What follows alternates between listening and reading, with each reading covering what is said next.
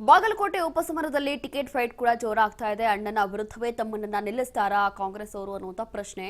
ಅಣ್ಣ ವೀರಣ್ಣ ಚರಂತಿಮಠ ವಿರುದ್ಧ ತಮ್ಮ ಮಲ್ಲಿಕಾರ್ಜುನ್ ಕಣಕ್ಕೆ ಇಳಿತಾ ಇದ್ದಾರೆ. ಹಾಗಾಗಿ ಕಳೆದ ಬಾರಿ ವೀರಣ್ಣ ಚರಂತಿಮಠ ಸೋಲಿಗೆ ಮಲ್ಲಿಕಾರ್ಜುನ್ ಅವರೇ ಕಾರಣಕರ್ತರಾಗಿದ್ರು. ಆದರೆ ಈ ಬಾರಿ ಏನಾಗುತ್ತೆ? ಈ ಬಾರಿಯೂ ಕೂಡ ಅದೇ ರೀತಿ ಏನಾದರೂ ಸ್ಪರ್ಧೆ ಮುಂದುವರಿಯುತ್ತಾ ಅಥವಾ ಹೇಗೆ? ಕಾಂಗ್ರೆಸ್ ಈ ಬಾರಿ ಏನ್ ಮಾಡುತ್ತೆ? ಅದರಲ್ಲೂ ಕೂಡ ರಾಜ್ಯ ಕಾಂಗ್ರೆಸ್ ಸ್ವಲ್ಪ ಅಲರ್ಟ್ ಆಗಿದೆ. ಈ ಭಾಗಗಳಲ್ಲಿ ಯಾವಾಗ ಉಪಚುನಾವಣೆ ಘೋಷಣೆ ಆಯಿತು ಅದಾದ ನಂತರ ಕೆಲ ತಿಂಗಳ ಹಿಂದೆ ಅಷ್ಟೇ ಕಾಂಗ್ರೆಸ್ ಸೇರಿದಂತ ಮಲ್ಲಿಕಾರ್ಜುನ್ ಚರಂತಿಮಠ ಬೆಂಬಲ ಪಡೆಯಲು ಬಿಜೆಪಿ ಇನ್ನೆಲ್ಲ ಸರ್ಕಸ್ಗಳನ್ನು ಮಾಡಬೇಕು ಎಲ್ಲವೂ ಕೂಡ ಮಾಡ್ತಾ ಇದೆ.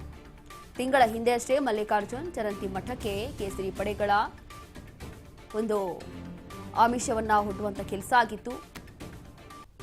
ಮಲ್ಲಿಕಾರ್ಜುನ್ಗೆ ಬಿಜೆಪಿ ನಾಯಕರು ಆಹ್ವಾನ ಕೂಡ ಕೊಟ್ಟಿದ್ರು.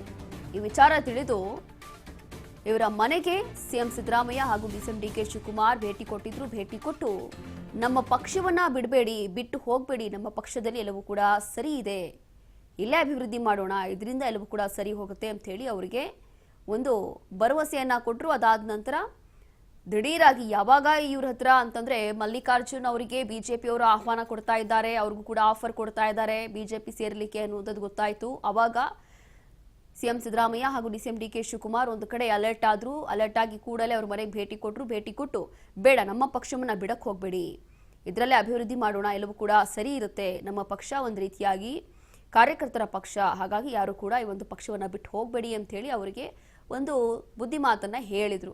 ಹಾಗಾಗಿ ಈ ಬಾರಿ ಹೇಗಿರುತ್ತೆ ಈ ಒಂದು ಸ್ಪರ್ಧೆ, ಪ್ರತಿಸ್ಪರ್ಧೆ ಅಥವಾ ಇದರ ರಿಸಲ್ಟ್ ಏನಿರುತ್ತೆ ಅನ್ನುವಂಥದ್ದು ಬಹಳ ಕುತೂಹಲ ಇದೆ. ಹಾಗಾಗಿ ಬಾಗಲಕೋಟೆ ಉಪಚುನಾವಣೆಗೋಸ್ಕರ ಏನೆಲ್ಲ ತಯಾರಿಗಳು ಬೇಕೋ ಎಲ್ಲ ಪಕ್ಷದವರು ಕೂಡ ಮಾಡ್ಕೊಳ್ತಿದ್ದಾರೆ.